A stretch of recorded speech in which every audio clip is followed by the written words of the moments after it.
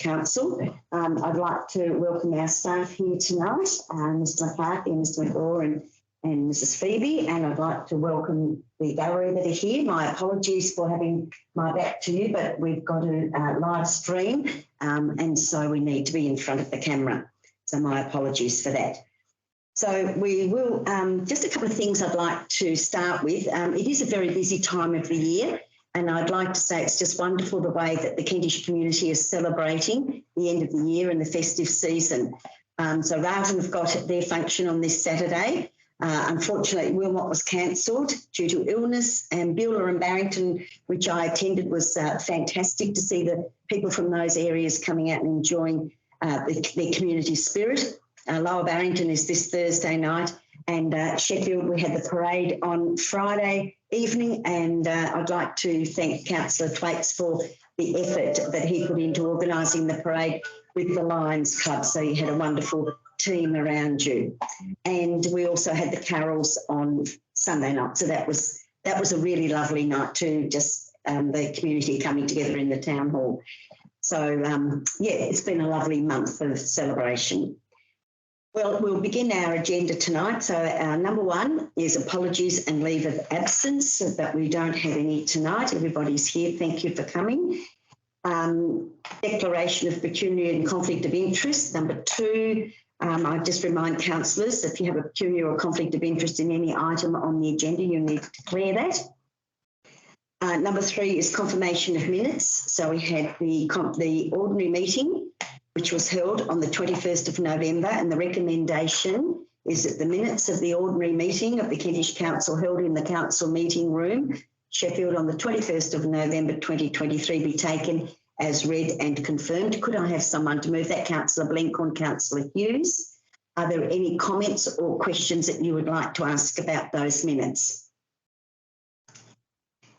Well, if there are no comments or questions, I'll put it to the vote. All those in favour? Aye. Anyone against? And that is carried. Number four, we don't have any presentations. Number five, notice of motion. We don't have any tonight. We don't have any petitions.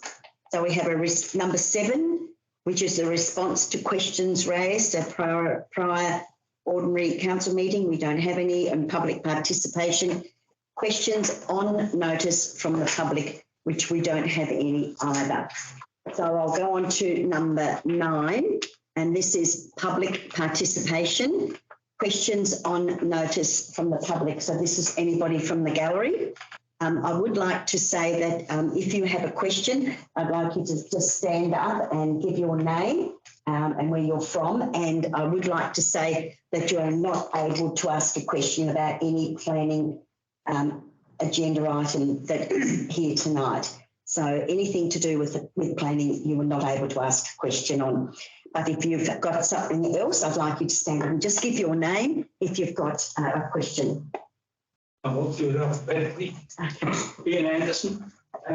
My one question, or whatever, I take my dog for a walk, probably 4 or 5 days a week.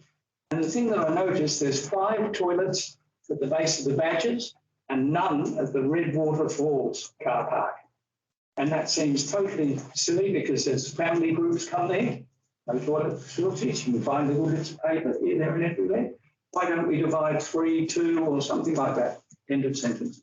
Thank you very much, Mr Anderson. So that's a bit of research there and a question about more toilets in that particular area. Mr Mons? Yeah, through you, Madam Mayor, it's not an issue that's been raised before. Yes. Yeah, the one on the Badgers was seen as a temporary site until the because we built a new toilet facilities at the recreation grounds, the start of the mountain bike track.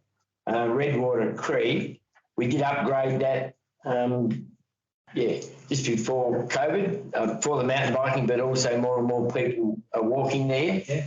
But yeah, it's not an unreasonable request. I think we can take that on notice. It's not an issue that's been raised before. Okay. Thank you for your question. No. Are there any other members from the gallery that would like to ask a question?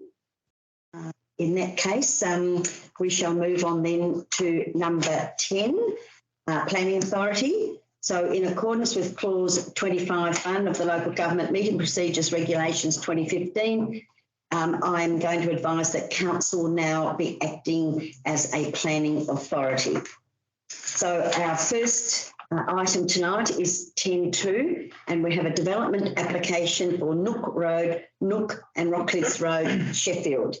And we have a proposal involves the expansion of the existing Nook quarry site from the current 500,000 metres cube per year of rock to 150,000 metre cube, approximately 240,000 tonnes per year, crushing, screening, stockpiling and transport from the site.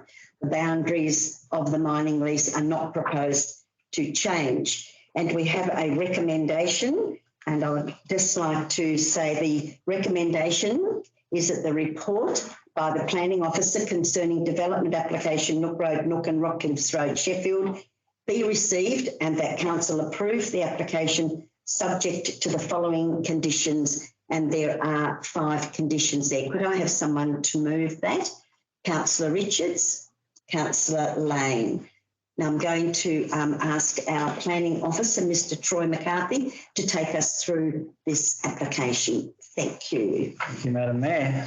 Good evening, councillors. This one's a bit different to what some of in the first term may have encountered, being that it's considered as a level 2 environmental activity. So I may just correct you if I can, Madam Mayor, it's 50,000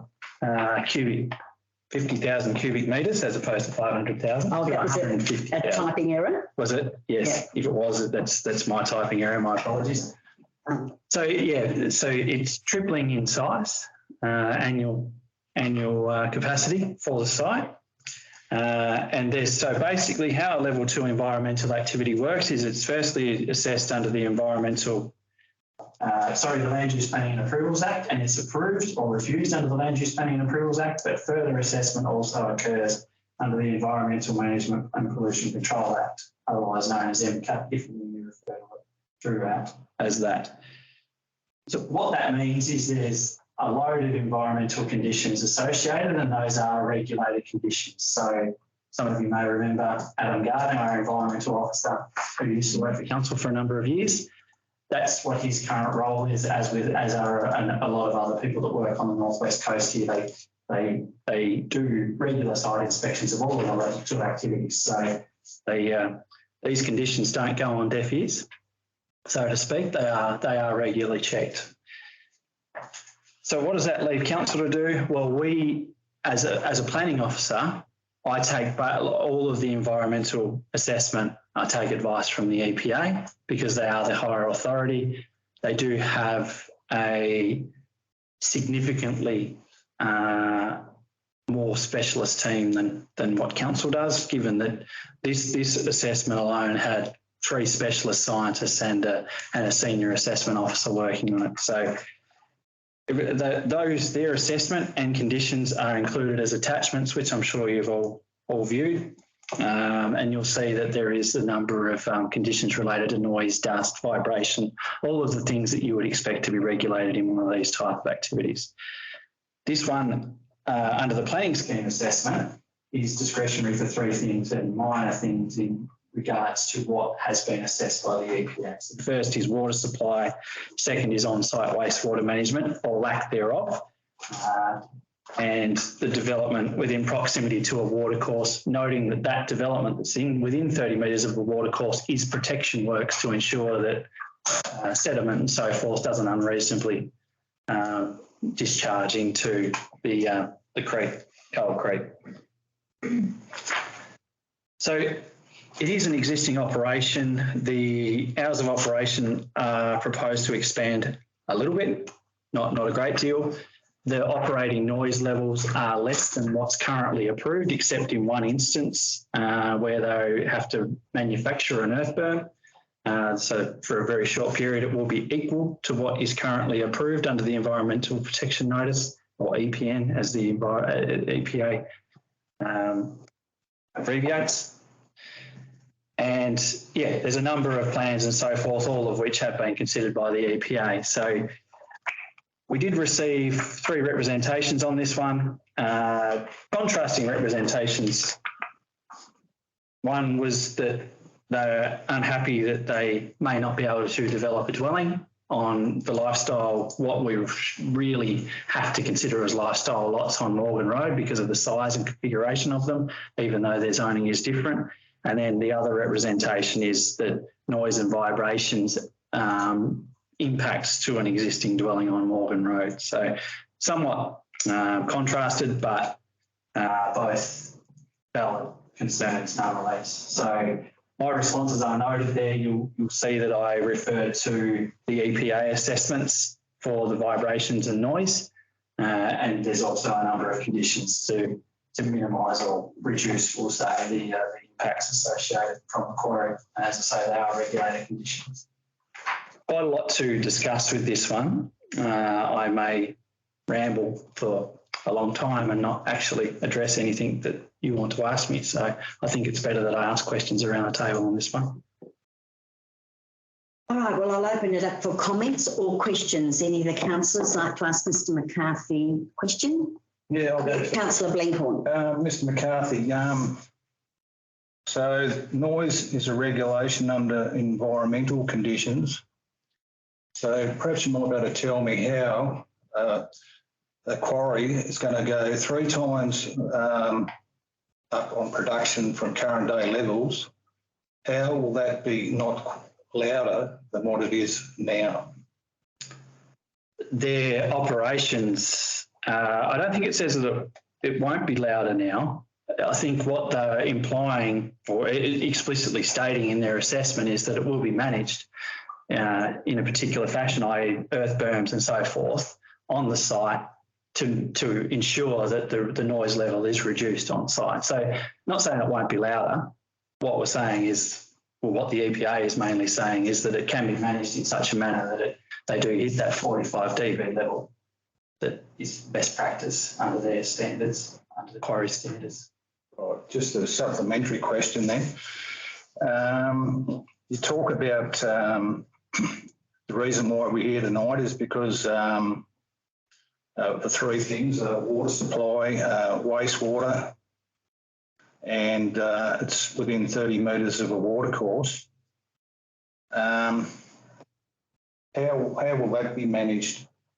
Or why isn't that managed now? Like, why is this being approved when these are the stipulations that they're having trouble with at the moment? So what do you mean by having trouble with? Well, this has come to us tonight, and you stated that the reason why we're here tonight is for 3 reasons, and that is water supply, wastewater, and it's within 30 metres of a watercourse. So how come it's operating now? So, okay, my apologies for your misunderstanding. The reason it's before you tonight is because it's a substantial intensification of the units. So tripling its capacity per year. That's why we're here. In regards to the assessment, we need to assess it against the relevant provisions of the planning scheme. The 3 discretions are where it can't satisfy the acceptable solution. Water supply is that they don't need water on site because they've got on site water on their vehicles. They have no reason to have tanks on site, obviously, because they are mobile. They need the mobile tanks. Fixed tanks wouldn't suit them, so that's why that is. They have portaloos on site, hence why they don't need wastewater. They have their workforce, and they don't have showers or anything there, so they don't need the septic. The portaloo is fine. Proximity to the watercourse is actual additional protection measures put in place because of the tripling in size, I'm assuming, and that was negotiated by the EPA. And the EPA in their assessment say that that's a fundamental requirement to ensure the protection of Coal Creek. So it's not that it shouldn't be operating, it's the fact that it's intensifying. We need to assess that intensification, and the relevant discretions are listed. Good. Thank you. Thank you for your questions, Councillor Blenkhorn. Anyone else? Councillor Twaits. Thank you. Can I follow up on the question about the water? Water flowing from the quarry. we're part of another group that's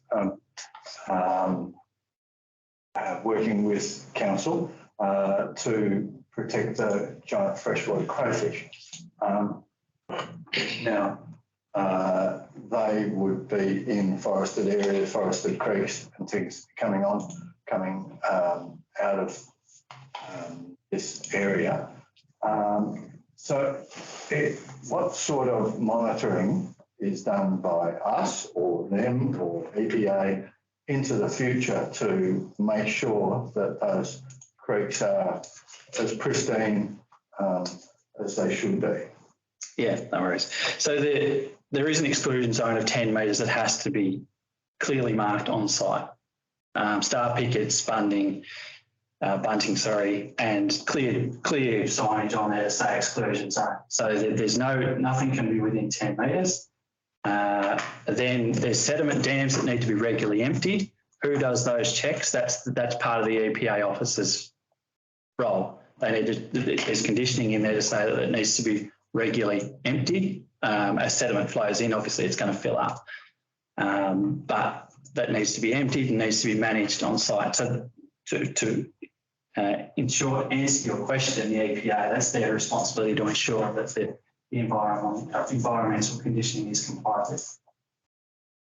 Thank you. And another question. Yes, thank you, Councillor Trace. Thank you. On page 56, it talks about the blocks at 160 and 160 Morgan Road. And there's a paragraph there just above the recommendation.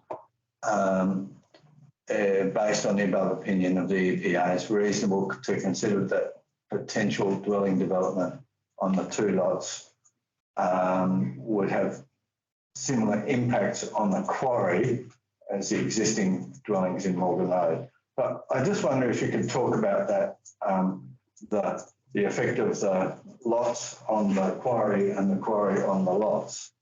Yeah, no problem. Because it's confusing. So the rural resource zone, the primary purpose of that zone is to facilitate this type of development, agriculture, mining, forestry, and so forth. Other uses can only be considered in that zone where it's demonstrated that it does not cause unreasonable constraint or interference upon the quarry, forestry, farm, so forth. So my comment there is regarding what impacts the dwelling would have upon the operation of the quarry. Now, it's not my assessment, it's the EPA assessment where they state, and their quote is above, that if two dwellings were to be built on the two lots that you mentioned, 160 and 161, that would have a similar impact as to what's already occurring with the others there. So obviously there's a number of conditions there. Some of the conditions within their Part B conditions, as they know, may not have been on there if there wasn't dwellings that exist in Morgan Road. So the quote there from the EPA says basically that the impacts from potential dwellings will be similar to the existing dwellings, and then my follow-on is from that. The expansion of the quarry or the intensification of the quarry doesn't alter the assessment for a dwelling on those two lots. They will still need, so basically they're going to have to do noise assessments. They're going to have to demonstrate that they can are appropriately protected from noise, vibration, so forth. But the EPA has stated that, we may be able to consider it. So, yeah, if we were to look at a subdivision like that again, it just wouldn't happen. But we do need to accept that it is there in its current form. So there's nothing in any future assessments that would be altered by the expansion of this quarry. It would be difficult before this proposal. It will be difficult after it, but we will assess it against its relevant merits at the time. But to sort of restate what I already have, the purpose of the zone and the relevant provisions within the zone doesn't allow for us to assess against what impact the quarry may have on those lots. Thank you. Thank you, Councillor Twaits. Any other councillors got a question or a comment they'd like to make? Councillor Lane. I was very pleased that the council had an open ear to both parties, the representatives and the quarry. I wasn't able to go to the see the actual quarry, but I've shared that the information that they brought back with my fellow councillors. But I'm very impressed with the water part of the quarry, where they the dust is being kept at a low level on the roads, and that it's all sort of managed for there. So that gives me comfort with that. Thank you. Any other comments or questions, Councillor Clates? So how incredibly amazing it was to read such a thorough, detailed application. Been a long time in the making. Yeah, very good, very good. Thank you. Any other comments or questions? Councillor Hughes. Myself, I couldn't go on Friday, last Friday, an appointment and that, but I have been out there many times. As you drive into the Moggers Quarry or Al Riley's Quarry there, you notice on the right-hand side there is solar panels there for pump for water, which goes over the whole stock holding and that as well. And up the top there, I was very impressed when I went up there with a couple of loads myself when I was building. But what they're doing is they're leaving the outside and they're coming down inside there, which gives them a buffer so when they blast. When they're blasting, they only blast towards the northeast, and that takes the noise away from the other properties around. Thank you for that, Councillor Hughes. Yes, it was certainly a very productive meeting on Friday, but we've also been able to listen to the concerns of the representatives as well. So we always make sure that everyone gets a fair hearing. So it was very informative. Any other questions or comments, please? All right, well, if we don't have any more comments or questions, we do have a recommendation here that the report by the planning officer concerning the development application Nook Road, Nook and Rockcliffe Road, Sheffield, be received and that council approve the application subject to the following conditions. We do have a mover and a seconder, so I'll put it to the vote. All those in favour? Anyone against? Councillor Blenkhorn has voted against. That is carried 8-1. And thank you, Mr. McCarthy, for taking us through that particular application and all the detail and the explanation you were able to give us. Okay, so we will move on to 10.3, and we have an application for 27 Williams Road, Wilmot, and the proposal that council is in receipt of an application made under section 27 of the Land Use Planning Approvals Act for the proposed caravan park sites at 27 Williams Road, Wilmot. And we have just find it a moment. We have a recommendation on page 79, sorry. We have a recommendation on page 79. The recommendation is that the report by the planning officer concerning the development application at 27 Williams Road, Wilmot, be received and that council approve the application subject to the following conditions. And there's quite a few conditions there. There's 11 conditions and notes. Could I have someone to move that, please? Councillor Richards and Councillor Haig. So I'll hand it over to Mr. McCarthy, and you might take us through this application, please. Thank you. Yes, so we have caravan parking sites at 27 Williams Road. It has been classified as farm stay during a little bit of back and forth from myself and the applicant. So this one has been through a couple of iterations since it first came in, and there's obviously quite a few conditions proposed if is approved. So originally it was proposed to have 12 self-contained parking sites in a pre-configured modular parking arrangement within the paddock in the flat area of the site, I'm told, where there's no change in ground level proposed. because it doesn't, they say that there's not enough undulation in the ground that can't be rectified by the levelling blocks of the caravan, the self-contained caravans. So it was questioned as to why it needed to be 12, considering it was proposed to be a permitted farm stay.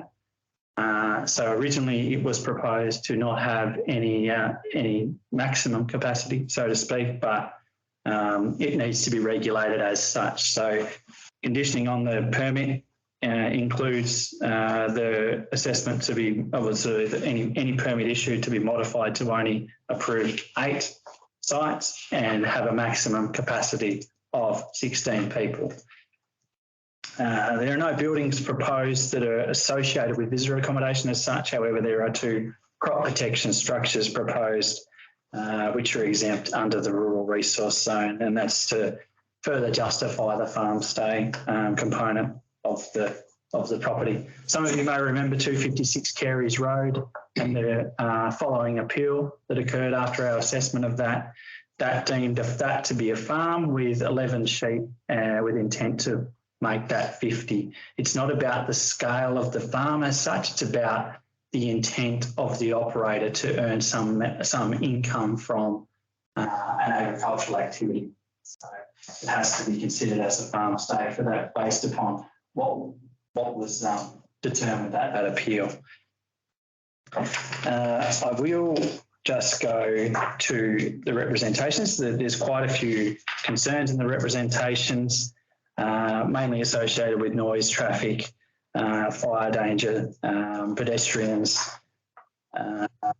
waste dumping. Quite a few. Some things we can consider, some things are beyond the scope of the planning scheme. So some things that I can control under the planning scheme is obviously the amount of people that can be there. Other things, obviously, if I move to the conditions, is its requirement to remain a farm stay operation, a requirement to actively farm the property,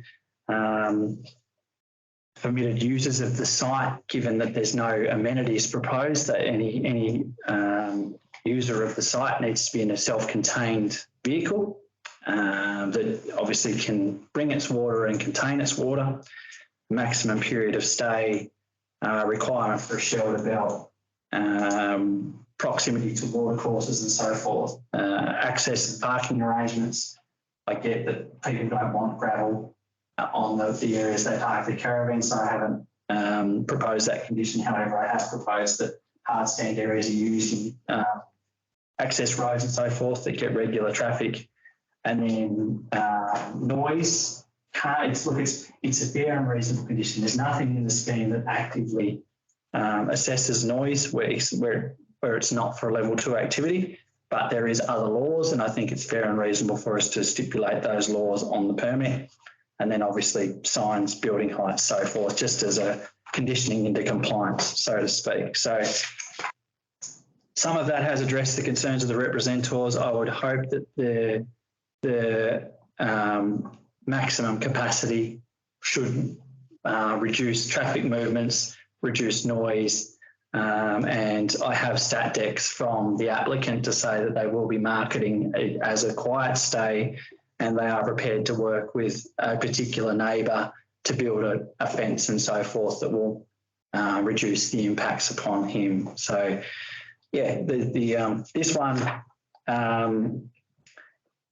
may not have been able to be supported when it came in, but a little bit of back and forth with conversations and so forth. And I note that I have had a conversation with the applicant and they are happy enough with all of the conditions that are proposed. Happy to accept questions. Questions or comments from any councillors? Councillor Lang. Thank you. Page 77, which is bracket H for Harry. I was really impressed about the platypus and ducks. It's been pulled back, so there's 30 metres. I'm very grateful for that. I sort of can't figure out the whole animals loose in between. Is that right? Is that how I get it? Because when you think if there's cows on there, cows and a human, you know, how will they factor in safety to, you know, say if a sheep suddenly said, well, I don't like that there.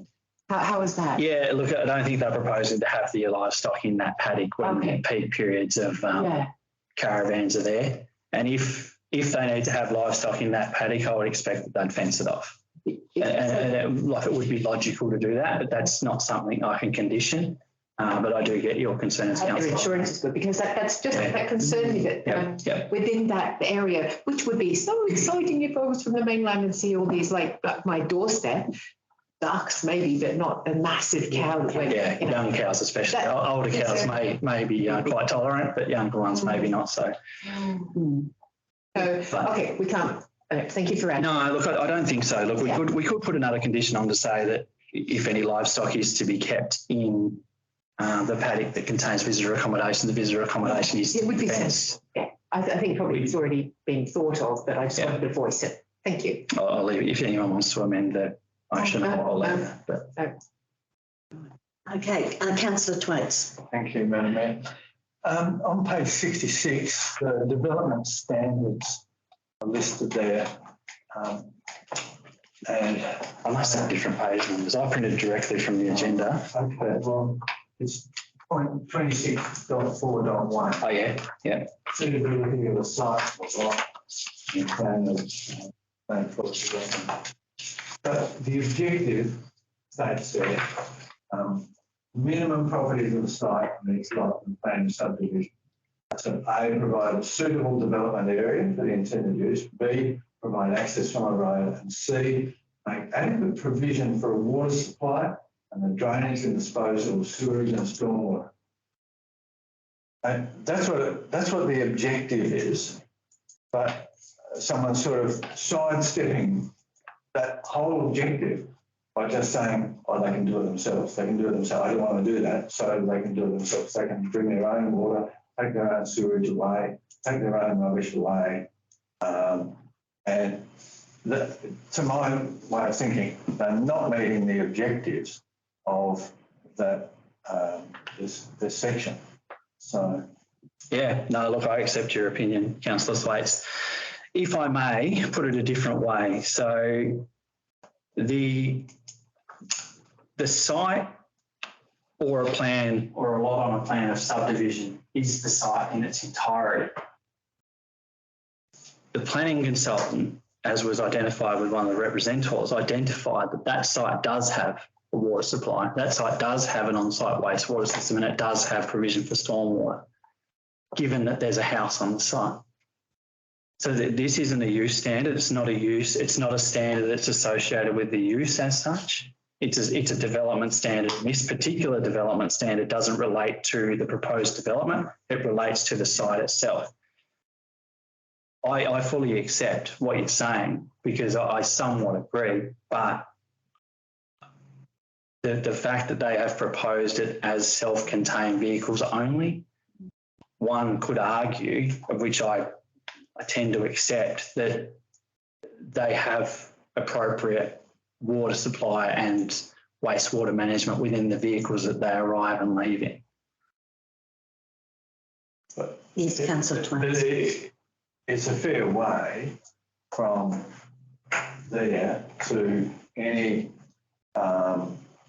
accepted standard potable water supply. I know the school's there and it gets water from the farm, but I'm just talking technicalities. But and I'm more concerned with sewage than the black water and grey water. And I'm concerned that it's almost encouraged. Come to our place, but you have to take your rubbish, your black water and grey water away with you. It's a fair stretch. I haven't looked to see how far, but Sheffield, yeah. So you're talking for a caravan or a motorhome, and it's you're looking at an hour's travel. Yeah. So it just doesn't sound ideal to me. So that's one thing. So I did actually, hence why I know the nearest dump point is Sheffield, because Glenys Nichols, our environmental health officer, did flag the same issue. So there is a condition proposed that says the maximum period of stay. Guests are permitted to stay for a maximum period of 7 days or until the RV wastewater capacity is reached. Now, Mrs. Nichols doesn't believe that 7 days. She doesn't believe there's many caravans that would actually be able to contain wastewater for 7 days, nor is it recommended in most of their cassettes. So the maximum period of stay is more related to ensuring that a visitor accommodation use doesn't become like a semi-residential use, and then they stay for like months at a time and do just drive back and forth to Sheffield. The main thing you should be looking at in that condition is that we are actually proposing to condition that RVs are only permitted to stay for the length of time that they have capacity to stay there. My concern is that people will take a shortcut and go up a quiet country or bush road and just dump it somewhere. And then, I mean, you've got to cater for the people who will do that sort of thing. And I don't think it does. But if I can move on, the crop protection structures, these are what we call them the greenhouses. Polytunnel greenhouses, so forth. Established within 2 years of the commencement. So it's, what if they're not? And why can't we put that up front? I mean, if you're saying that they've got to have livestock on there to make it a farm, this is what they're offering. It seems perfectly reasonable for me for them to be seriously operating as a working farm. And if this is what they're offering, well, even if they haven't got crop protection structures, they can still have an active gardening, crop thing without a greenhouse. So why aren't we specifying that in the main specs? Look, it's 2 years is generally an accepted, fair and reasonable time frame. There is a requirement to establish a farm, hence why there's a requirement to put livestock on there instantly.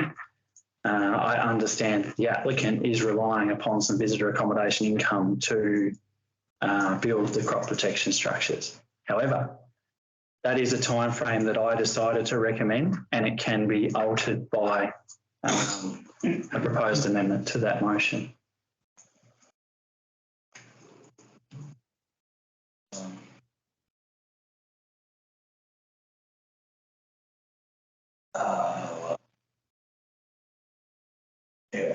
I feel it should be there to be a legitimate farm stay.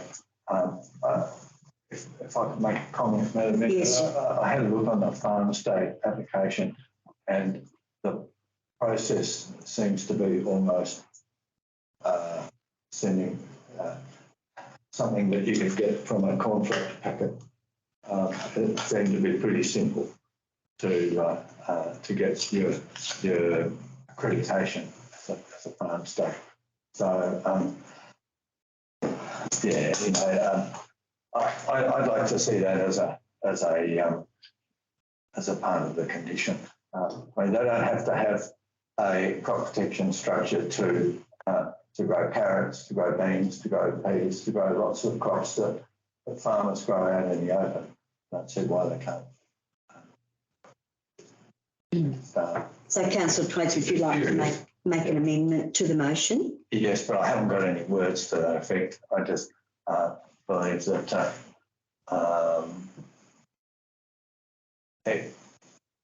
crop protection structures can be established within 2 years, but there should be a viable crop program as part of the... Including a viable crop program. Would you like to add that to the motion? But then, I haven't got words, but I guess that sounds better.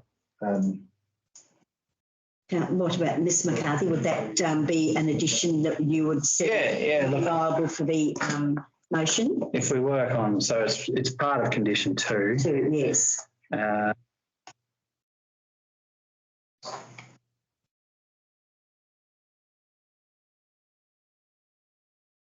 So you could leave the wording as is and then have an additional sentence next to that. Right. that says a farm plan is to be submitted to the Manager of Development Regulatory Services within a period of specified time by Councillor Thwaites. If you can just give me a time frame that you want a farm plan submitted to Mrs. Phoebe by. I would say before commencement. Prior to the commencement of the use. Absolutely. Yeah. Okay, so we'll add that to and something about approval will need must be submitted and approved by the Manager of Development and Regulatory Services prior to the commencement of the use. Thanks, Mr. McCarthy. No problem. Mr. Shaw, were you able to get that? So we do have an amendment to the motion, so I need someone to move that. Councillor Thwaites, you'll move that. Can I have a seconder? Councillor Hughes. Now I'm going to put the amendment to the vote. We just have to read it first. So yes, we can read it out. So we're looking at number 2, Yeah. and it says the crop protection structures are to be established within 2 years of the commencement of the visitor accommodation. We are adding another sentence to that. Mrs. Shaw, would you like to read that out, please? A farm plan is to be submitted and approved by the Manager of Development and Regulatory Services prior to the commencement of the use. Right, is everyone very clear on that amendment? Can I ask a question? Yeah. Oh, sorry, Mrs. Phoebe. Could I just add also that that plan's been, once it's approved, it forms part of the permit. Okay. Okay, so before we add that, Mrs. Shaw, that will be part of the permit. Is that okay? So I have a farm plan is to be submitted and approved by the Manager, Development Regulatory Services prior to the commencement of the use, and the farm plan forms part of the permit. We might just say visitor accommodation use. Just to part of the visitor accommodation use. Yeah, just to make sure it's precise. Okay, so Councillor Blencorn, did you want a question before? Yeah, I'd like to ask a question of Ms. McCarthy. So where does it stipulate under a farm use that there has to be crops grown on the property? I'm of the understanding that a farm use only involves farm animals. So that's right, it can. The reason why I have it there is because that's what they proposed as to justify their farming, Councillor Blencorn. A grazing farm is as viable as a cropping farm and considered a farm nonetheless. But yeah, so the activities that they proposed are pick and grow your own vegetable experiences, learning and experiencing the raising of livestock, walking tracks and nature trails through the existing native vegetation. Now that's a stretch, but I accepted it. Experiencing native fauna on the property and fishing in the dam. So that's obviously subject to further approvals as well. So it's beyond the scope of council. Thank you. No, thanks for that. Thank you. Councillor Richards. Yeah, just a question on that then. If we put that in there, what do we deem as starting on? I mean, is it turning 3 spadefuls of dirt over that they've actually started a vegetable patch, or is it actually got something in there growing? What do we? Look, I'd expect if the farm plan there, we could scale the drawings that they provided us and get a reasonable understanding of what size those crop protection structures are. They're hand drawn. They're not going to be exactly to scale, but it's going to give us an idea of what scale they're proposing. So if it's high value crops, you can still earn an income from a few hundred square metres, and I'm not saying a viable income. With those type of operations, it's purely pilot money, and you need an offsite income, but it is still an agricultural use nonetheless, and that's what was argued within this appeal that we were involved in a couple of years ago. Did that answer your question? I feel like there was more to your question. Well, it puts it into the grey area. What is deemed to be sort of that already in working operation? Yeah. The whole farm stay permitted use is a grey area, and it's not in the new planning scheme, but it is in this planning scheme, so we do need to assess it against it. Okay, well, so we have an amendment to the motion, and we have a mover and a seconder. So if there are no more questions or comments, I'm going to put it to the vote that we pass the amendment. So all those in favour? Just excuse me, a technical error, Madam Mayor. So are we voting on the development or aren't we meant to be voting on the change of the motion? Yes, that's what I'm doing. Yeah, the amendment. Yeah, that's what, and we've got a mover and a seconder for that. Yeah. So all those in favour? Anyone against? Councillor Blenkhorn against. So we do now have a new motion on the table. We did have a mover and a seconder for that motion, which was Councillor Richards and Councillor Haig. So now we have a new motion on the table. So do Councillor Richards and Councillor Haig, are you happy to be a mover and a seconder for the new motion? Yeah, I think so, yeah. I think actually the amendment then becomes the motion. It does, yes. So it's already moved and seconded. Right, all right. So that's believe you would need a new mover or seconder. No, that's So right. the amendment then becomes. Yeah, the amendment becomes the motion, that's right. And we have Councillor Richards and Councillor Haig who have moved and seconded that. All right, so. May I make one more comment? Yes. Just that, I think probably on retrospect, this might benefit the economic benefit to Wilmot.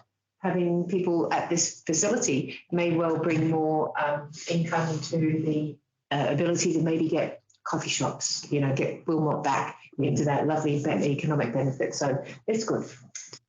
Right, Councillor Richards. Yeah, so a comment and a question.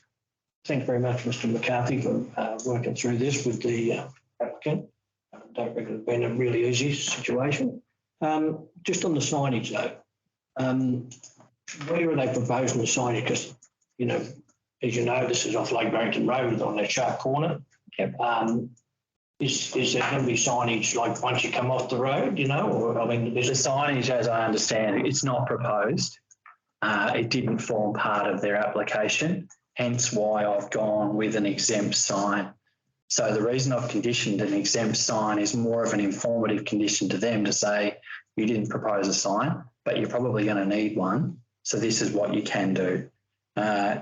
Whatever they do, wherever they put it, Councillor Richards, it can't be illuminated and it has to be fixed to flat to a fence. So like, let's just say 1,200 high farm fence, it can't be any more than that. As I understand it, they are looking to put it on that corner, but I don't think it's going to be intrusive to what you may be thinking. Let's say a pole sign or something like that where it's high or it's illuminated and bright and distracting and flat. It can't flash, it can't be illuminated. It just can be a sign saying that that's a place, an accommodation facility that you can park your self-contained carriage. so just a further question that I mean, it's probably something that's a pretty dangerous corner. Yep. There's lots of near misses on that corner. Yeah. I'm wondering whether we as a council need perhaps a better, I don't know whether people understand when they're coming out of Williams's Road that they're actually got to give way, even though there's a give way sign there, they tend to just come out and mostly try and merge in with the traffic. I don't know whether at some stage we need to look at some sort of better message that Mr. Maker, I feel yeah, the question. I'm actually looking at Mr. Maker. I wouldn't actually call him, but I mean, yeah, I know over the years there's been lots of near misses that people come around that corner from coming up to Lake Barrington. Williams Road comes out and it almost merges rather than a T sort of, yeah. Yeah, I am aware it's not an ideal setup at the moment, but I guess the more people that are familiar with those road conditions that you bring into the area and carrying vehicles, obviously, with less ability to brake and accelerate, the more justification there is to consider that further. Okay, thank you for that. All right, so if there are no further questions or comments, I will put it to the vote. All those in favour? Anyone against? No. Councillor Twaits? Okay, so that is carried 8-1. So thank you again, Mr. McCarthy, for taking us through that one. That was interesting and very thorough report and discussion. So thank you, everybody, for that. All right, so we're now going on to 10.4. 10.4 is the Kentish draft local provision schedule, which is section 35F report response to the representations. And Mrs. Phoebe has been through this process. There are a lot of attachments there. There was a lot of representations, people writing in with their concerns, 64. And the purpose of this report is for council to consider the representations to the Kentish Draft Local Provision Schedule and provide recommendations to the Tasmanian Planning Commission pursuant to the requirements set out in section 35F of the Land Use Planning and Approvals Act. Madam Mayor, clear interest in this matter, please. Right, thank you very much, Councillor Blencorn. We will note that Councillor Blencorn has left the meeting at 6:50.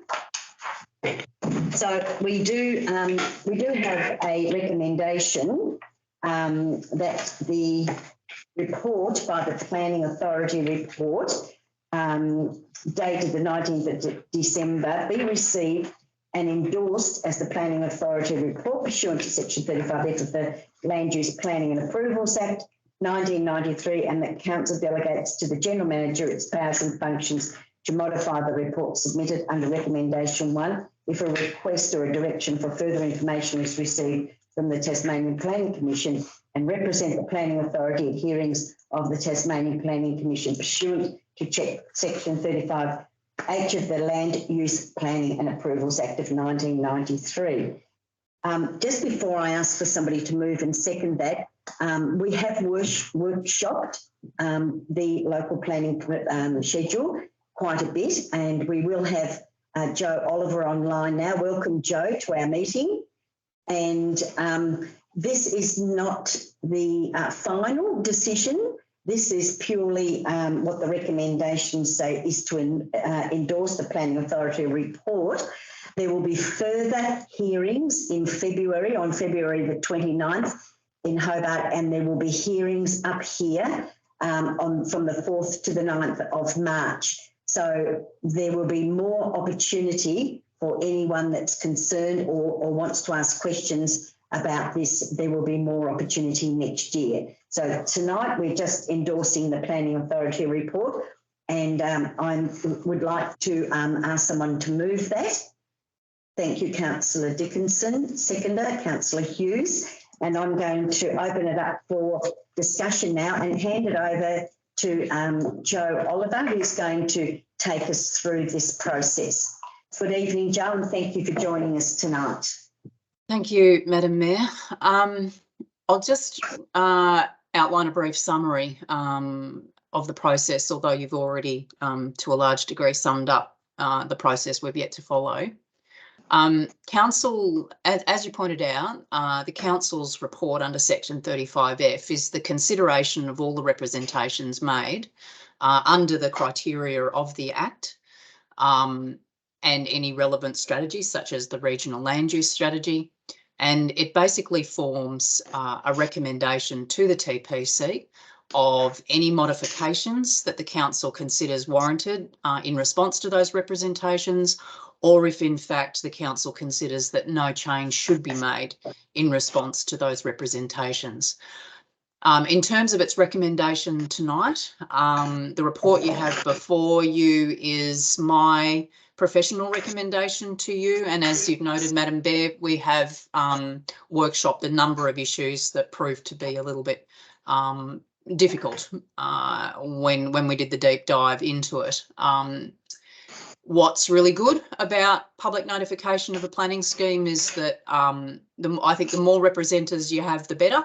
It certainly tests the process and tests the content and floats a lot of issues to the top and gives them some really sort of thorough consideration, and that's certainly what's happened here. But of course, Council is open to taking a different view in terms of any of the individual recommendations in response to the representations. And if Council, as I pointed out in the report, and if Council wants to do that, it can do that by moving a motion to modify the report. There's quite a process yet to continue through with the TPC. The TPC will hold hearings where they interrogate all of the issues. Every representative has the opportunity to speak directly to the panel of the TPC in regards to their concerns.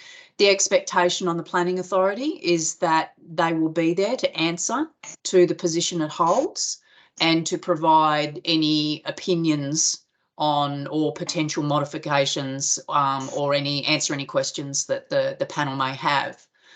It's quite an involved process and you cover a lot of territory in the hearings.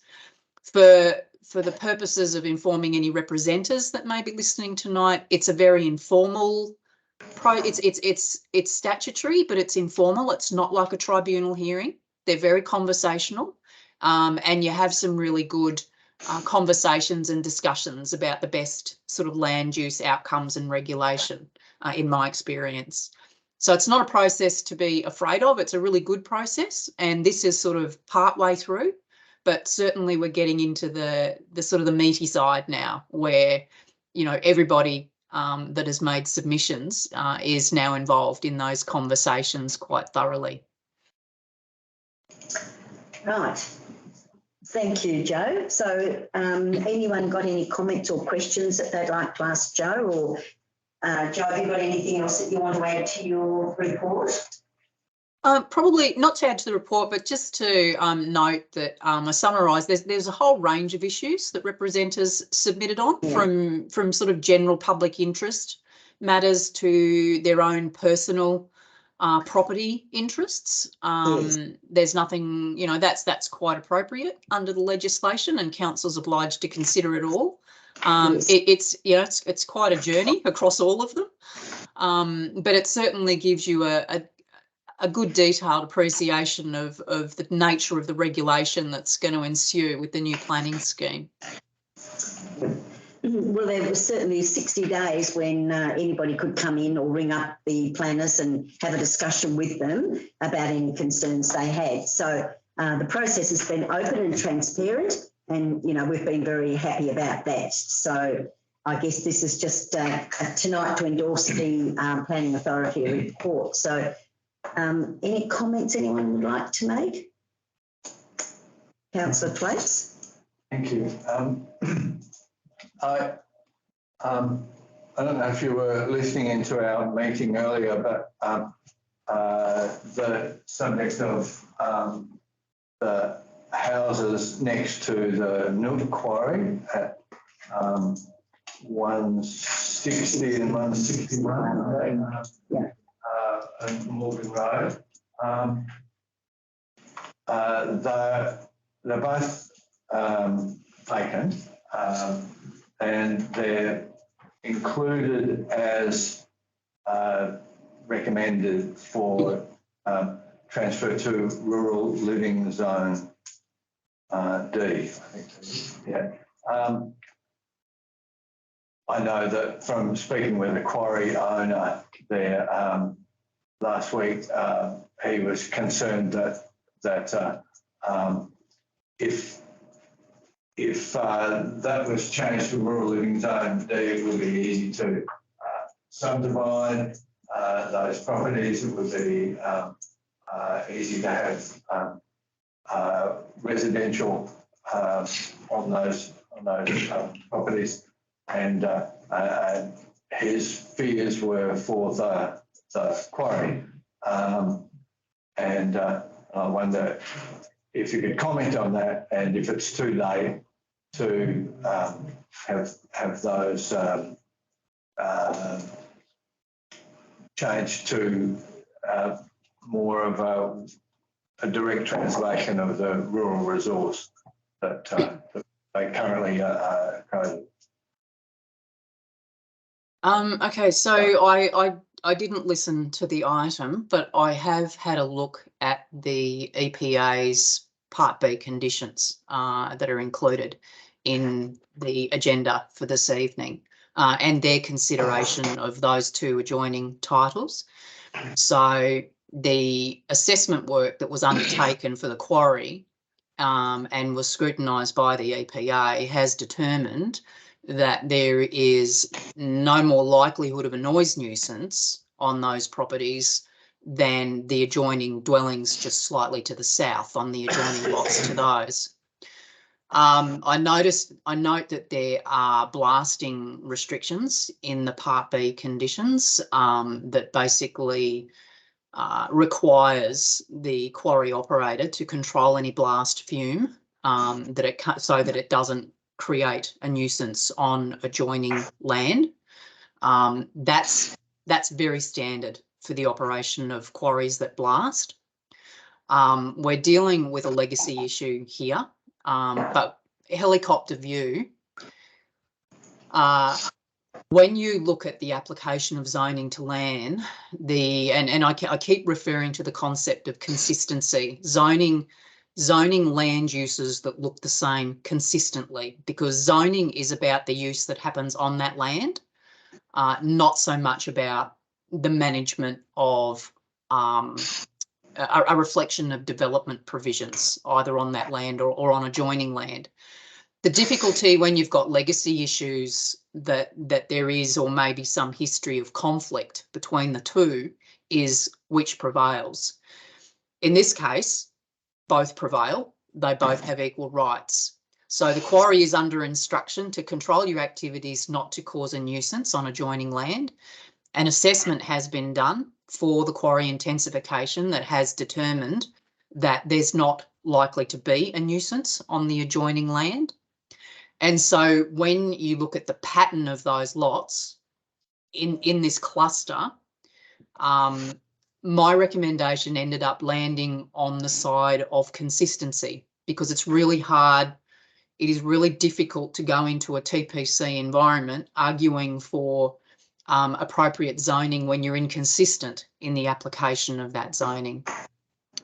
Having said that, looking at the specific provisions of the two zones, rural versus rural living, and I know that the most natural inclination is to think that, well, rural living gives you a predicated right to have a dwelling. When you read the provisions, it actually doesn't, and you would think that the rural zone would be more predicated toward rural activities, and it sort of is.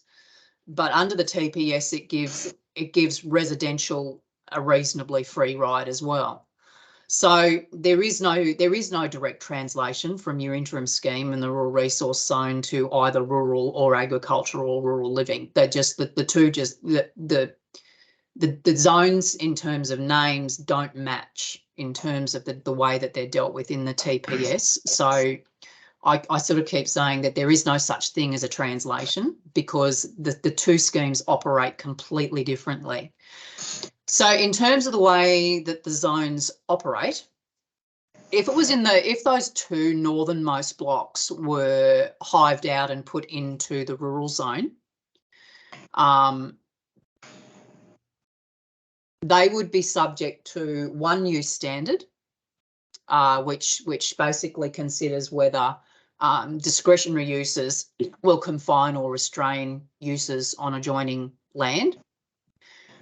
There is also but the actual setback provisions, which is the 200 metre for sensitive uses in the rural zone, don't actually take into account the quarry. So those two northernmost blocks are not going to be able to meet the 200 metre setback provision for sensitive uses, which exists in both the rural living zone and the rural zone. The difference in the assessment is that the 200, if you need to rely on the performance criteria in the rural zone, it only looks at adjoining agricultural land, not rural land. Whereas in the rural living zone, if you can't meet the 200 metre setback, and these won't under any circumstance,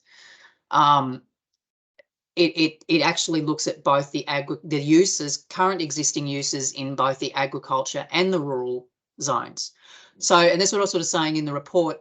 It seems quite counterintuitive, and I think it's a bit of an oddity of the TPS that in terms of testing the locational appropriateness of any dwelling that may come in for those blocks, the provisions are actually stronger in the rural living zone for zone standards than they are in the rural zone, in my view, because there's nothing in the rural zone that says, should you have a dwelling here, because the priority is rural. it just applies the same tests of confinement and restraint.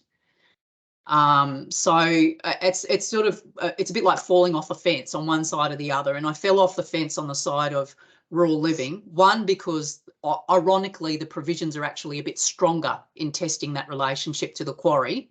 So, for example, if an application came in under rural living zone, council would have a greater authority to force that house right to the southern end of the block, because it's actually testing the distance relationship and it's specific to the distance relationship, whereas you don't have that in the rural zone because there's no distance relationship test to the quarry.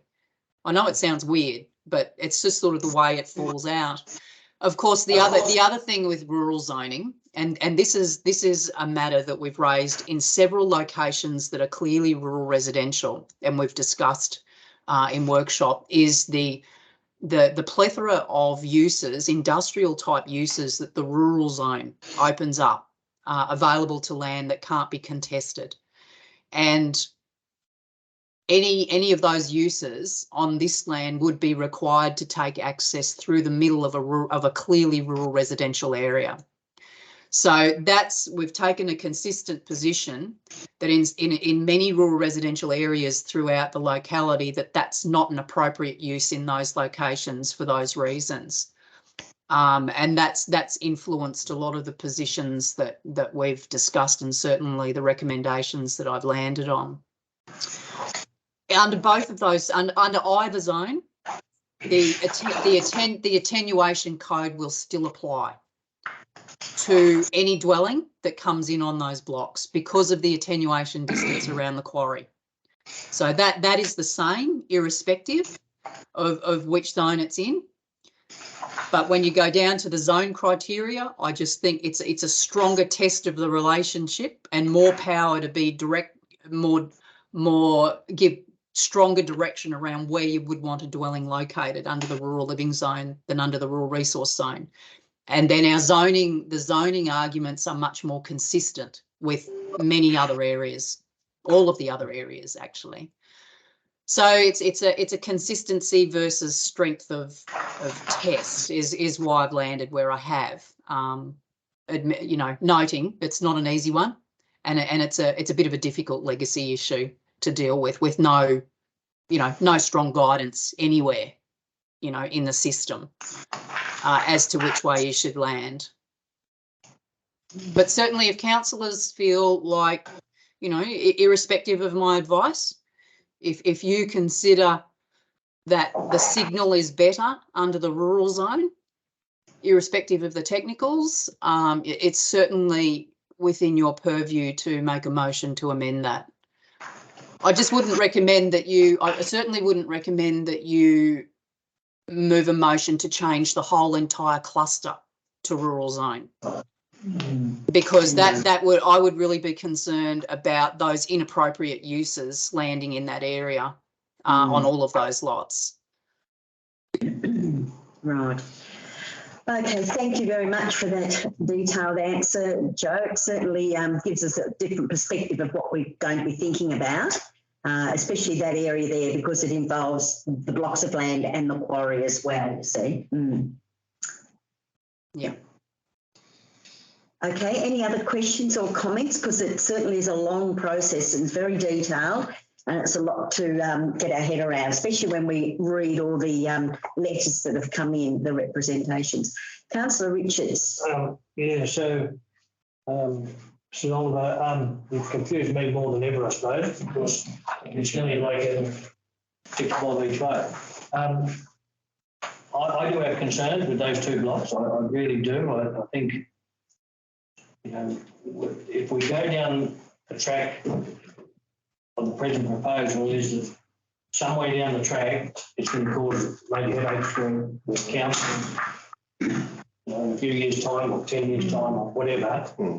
But I'd like to see sort of try and eliminate that problem. But as you say, under either one, so but I would actually be quite happy to move a motion that we actually take those 2 blocks and move them in rural resource. rural living, whatever they're in there, rather than change them to rural. Rural living.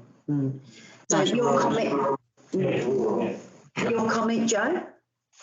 So if councillors would like to move a motion to change those two titles to keep them as proposed in the rural zone, but only those two titles, or council's of course open to make whatever recommendation it likes, on whatever motion it likes. But if you want to focus on those two particular titles, it would just be basically moving a motion to amend the Section 35F report to retain those two titles in the rural zone. Right. All right. Not because we're talking about when I say retain in the rural zone, we're talking about the draft LPS as proposed, not the planning scheme that exists now.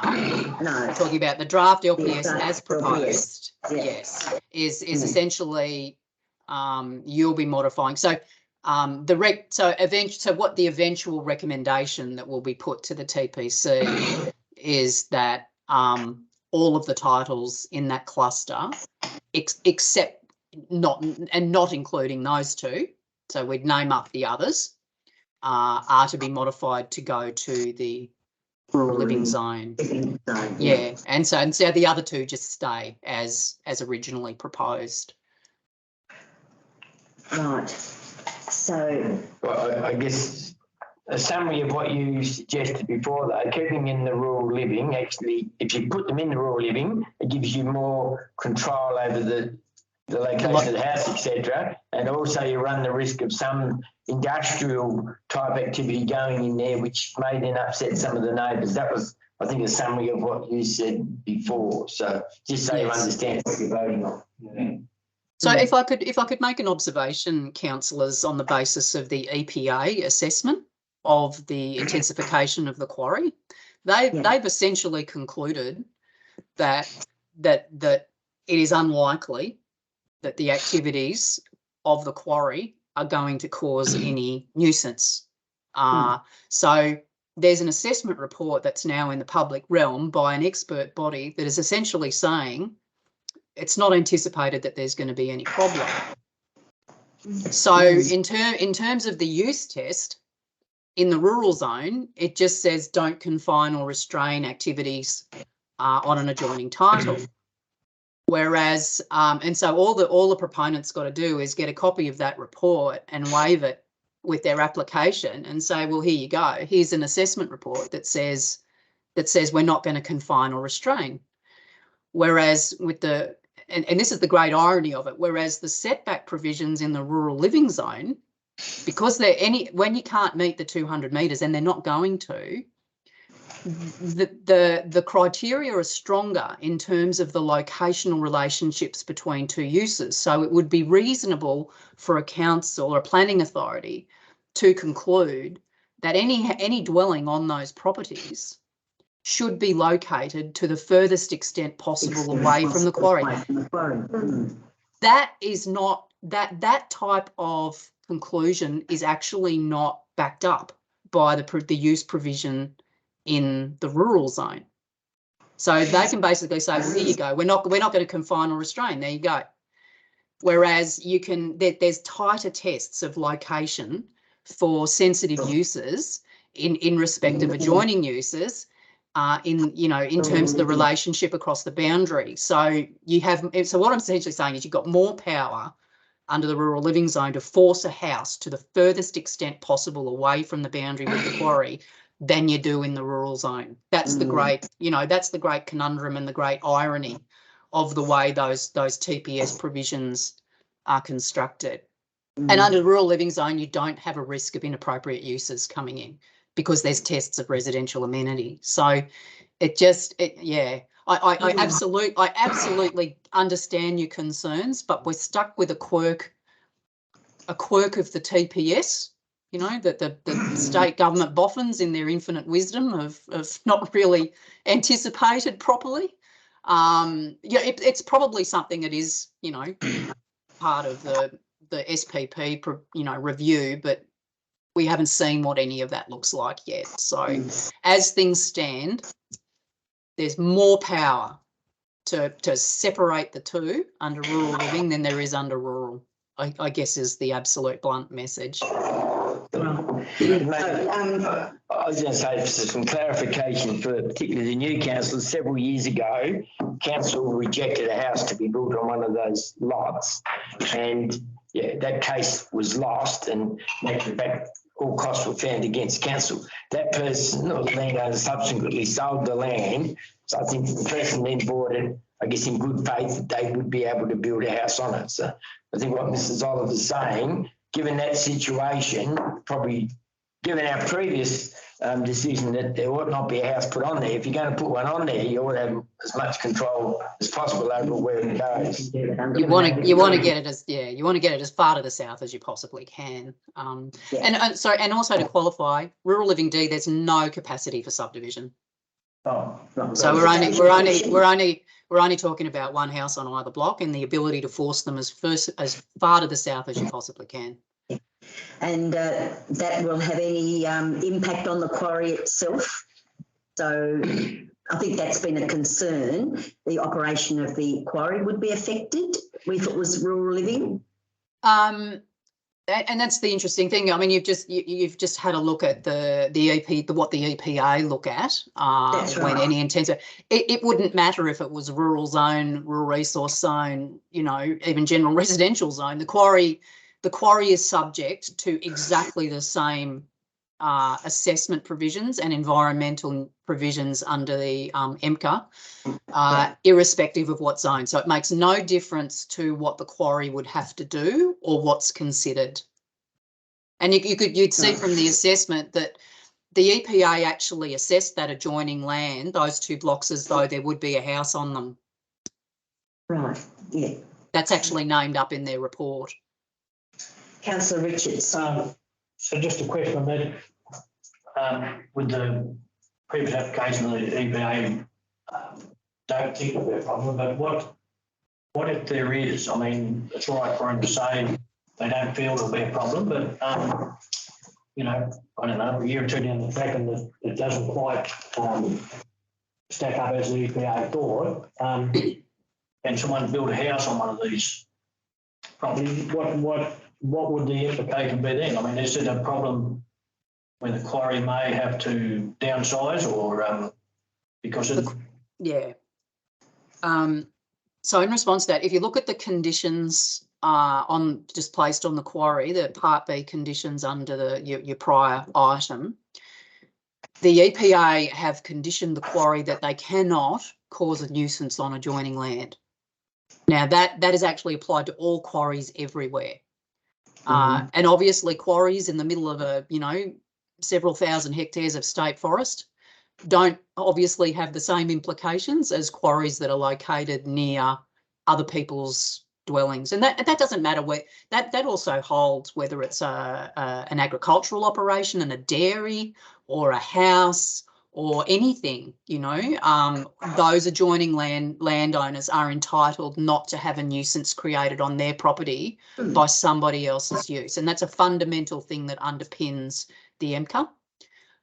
So those conditions that are attached to the decision you just made earlier makes that quite clear, that if there are problems, it is the quarry's responsibility to address them, to comply with their permit. Right. Comments or questions? I think everyone's having quite a big think about it, Mrs. Oliver, because there's a lot to take on board. Yes. It's not an easy one, I've got to say. These legacy ones are always fun. Best intentions at the time, sometimes, you sort of float to the top in the long run. And if anybody builds on those two blocks or on those two titles, then they might start, I know the quarry has to follow the EPA, I understand that with all the conditions, But if somebody builds a house on that title, they might start complaining about what's going on and, you know, could shut down the quarry because. Yes, and they will do that. And that could be the case under rural zoning as well, if they make an application for a dwelling. Oh, it would be the same under rural zoning as well. Yeah. Yeah, because essentially there's only one use test there is a use test, and it talks about, you know, not confining or restraining uses on established uses on adjoining land. Yeah, okay. But then you've got to you know, any RAMPAC case would look at what the requirements of the quarry are. So you know, if things play out the way they're regulated to play out, there shouldn't be any complaint because there shouldn't be any nuisance. And if the quarry and a nuisance has to be demonstrated, you know, it can't be a case of you know, hearing a blast once a year and then someone goes, oh, you know, oh, that's a bit loud, I don't like that, I'm going to complain. You know, that's not, no court or assessing authority would regard a blast once a year as being a nuisance. It's got to be a nuisance. It's got to be ongoing. You know, there's several factors to determining nuisance, and it's got to be reasonable. You've got to be reasonable. So the law sort of says, okay, well, you clearly bought within the attenuation, you know, of a quarry. No, you don't actually have a case to say they're causing a nuisance because you hear a blast once a year, or you know, and there's controls in the permit also about the physical impacts of vibration, and you know, those sorts of things do come through in the attenuation code. So any dwellings on those blocks would also need to demonstrate, as was pointed out in the earlier report, they would need to demonstrate that they are appropriately engineering their dwellings to account for the fact that they are next to that use. There's engineering solutions to all of those things: noise, vibration. You know, people might not want to do it because it might cost a little bit more, but tough, because that's the requirement, because that use has the quarry has an entitlement to operate. And so it's a bit of a push and pull in terms of, well, what's reasonable, what constitutes nuisance, you know, and sort of being worried about, you know, someone being hypersensitive and, you know, complaining when you've got fully qualified assessment reports by experts saying, with these conditions, we don't expect there to be an impact. You know, that's what would carry through with any challenge. So I've sort of got my eye on these sorts of things in the future, and also, you know, a reasonable entitlement to expect, as the general manager was pointing out, is a reasonable entitlement to expect to be able to build on those blocks given their size and their pattern in that cluster, and every other one has a house on it. You know, they were clearly intended for rural residential use when they were subdivided. You know, there's no point pretending they're not. And now we're dealing with a bit of a legacy cross-boundary issue, and really the quirks of the TPS to try and deal with it in terms of trying to frame what we think is the best approach for managing it into the future. Right. Well, that's thank you for that, Mrs. Oliver, because I think it really has clarified a lot of the questions and the understanding that we need when we're looking at all the different zones. So thank you for that. So questions, we've got Mrs. Oliver here, so we might as well get as much information and clarity as we can. Councillor Richards. So I am still really confused, Mrs. Oliver, because being a farmer, I know I've heard this comment said before, you know, probably in the 70s and 80s, we allowed farmhouses to be surveyed off of half-acre and acre blocks and sold off. And while most people try and comply, you know, you get people that come out of the city and they don't understand farming lifestyles, and whether we like it or not, they complain. And I just think we're doing exactly the same thing here, where we're allowing that, if we can allow, you know, houses to be built on those blocks, whether people have got a genuine concern seen by the EPA or whatever, is the hassle of all the trying to facilitate by, say, the quarry owner in this case, I mean, farmers in other cases where you've got to try and, you know, I use my own example on the property that I bought that the house been surveyed off. I used that as a road or a gateway next door to take my cattle from my property data.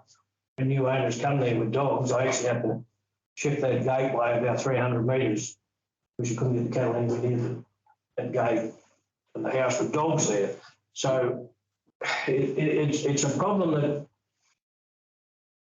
I'm not sure this plan is scheme or putting it together is actually, you know, they're just looking at it as a blanket rather than what the problems can be. And at the moment, I don't feel I could support the motion to recommendations here tonight just on those grounds. Right, Joe, have you got a comment to that? I understand exactly what you're saying, and you know, and to a large degree, that's where the state policy for the protection of agricultural land was born as a result of those issues and the impacts on certainly primary industry. And yes, the conflict issues are essentially the same. It's just about a matter of degree and frequency, isn't it, in terms of what's likely to cause a reasonable nuisance versus you know, versus I was going to say an actual nuisance. So, you know, in terms of the nature of those farming activities, let's say, you know, you have to move dairy cattle every day. So it's a daily occurrence, and yes, there is a propensity for conflict. So in this case, we're looking at a block that's 200 metres deep or 182. And the ability to put some distance between the two. And we're also looking at a qualified assessment now by an expert body that is concluding that looked at those issues and was looking, they look at things like frequency, duration, intensity, you know, all of those things that make up the particular, you know, a particular characteristics of a nuisance. So if blasting was happening every day, I'm not so sure the EPA would have formed the same view. So they've obviously looked at those issues and determined that those things in aggregate are not likely to cause a nuisance such that the quarry can't intensify. So yes, there is always a risk. There's always a risk. But and as you know, the planning scheme can't account for every single person's potential sensitivities. I suppose there is some comfort, I think, in the fact that there is an attenuation area mapped or called in under the scheme, such that anybody that buys those properties, if they're on sold, they will get a notification on their 337 certificate that tells it quite clearly that they're in the attenuation distance of a quarry, and that there's regulation and that there's regulations that apply. So there's that. You know, and so things like that help, I think, to manage people's expectations, but you can't account for every single person's sensitivities. But in this case, we're not dealing with, you know, like a 5 metre or a 10 metre distance. We're dealing with the ability to get something 160 metres away from it, from the boundary. And you just want the best ability to do that. And the best, and so this is just my reading of the, you know, of the provisions. You could have a crack at doing the same thing under that one performance criteria under the rural zone, but I guess my advice to you is that it's not as strong as what's at your disposal to ensure that that's the outcome under the rural living zone. So I guess, council, what I'm saying is, in my professional view is that I don't think council has any prospect of prohibiting the building of dwellings on those two blocks. I think the report by the EPA in regards to the intensification of the quarry and their conditions for the management of it and their conclusions are quite clear in that they don't believe that a nuisance is likely, and they have considered the building of dwellings on those blocks in coming to that conclusion. So no zoning decision you make tonight, I believe, is going to prohibit a dwelling on those blocks. It's about what is the strongest provision at your disposal to make sure a dwelling gets built in the right location, so that there aren't those conflicts, and there's less likely interaction with people who might be more sensitive by getting them further away. That's all it is. It's a probabilities game. It's a less likelihood. And also you eliminate the risk of inappropriate uses in that rural res area, you know, that rural res cluster that is available under the rural zoning. So that's essentially the nuts and bolts of, you know, it's not, certainly, Councillor Richards, that none of the issues you raise are inaccurate. They're all absolutely valid, and it's the experience of rural councils all over Tasmania, you know, and we've sort of learnt the lessons of history, certainly, and these issues over time, and gradually regulation has been developed, you know, like the power policy and the provisions that you see certainly in the agriculture zone, which is much tougher, are geared toward those types of things, and that's why the 200-metre test, you know, that's why that's buried, that's why that's bedded in there now. It's for those exact types of issues. So yes, so it's a legacy issue. It's not one that's going to have a perfect resolution either way. It's just a likelihood, a probabilities game, and what's the best provisions available to us to deal with it. Right. I just, as I said before, council did fight the fight, and Councillor Twaits will remember that clearly. That cost council over $40,000. I mean, I strongly supported council's position at that time, given my experience at recall at Northern Midlands and the quarry down past Godolphin. It surprised me, the decision, but we did, you know, argue against those allotments having houses on, but that was lost. So yeah, it just seems that battle's been fought, and we're left with where we are now. All right. Any other questions or comments that anyone would like to make? Yeah, Councillor Twaits. Something else, or on that one issue still? Oh, it doesn't matter unless we can change the issue if you like. I'm just aware that I think Councillor Richards, did you move? No, I should not have mentioned, but I right. after listening to Mr. Oliver, maybe I won't. Yeah. So yeah, I just wanted to make a comment. There's lots of representations in there, but there's one in there from Page, Jeff and Ronnie Page, and they're talking about different methods of living rurally. You know, a strata title on a suitable block to allow people to live in a rural setting, and I think, you know, there's a bit of a crossover with what we're talking about here, but that seems to be doing it the right way. Choose a block that's in a good area and everything, but it's outside the scope of the LPS, but it just seems to me to be such a good idea to be able to have a system like that. I'd like to see us really do some work on that. Right. Thank you. Right. Thank you. Have you got a comment about that, Mrs. Oliver, or just? Certainly, it's within council's ambit if you would like to write to the Minister for Planning and say that this is a concept that has been put to council as part of its LPS process, and it's particularly given that the state planning provisions are under review right now. It's actually quite timely, because we can't consider it as part of this process because it involves the SPPs. But certainly, I would recommend that if council is of the view to support that type of concept and to sort of encourage its exploration in terms of enabling it.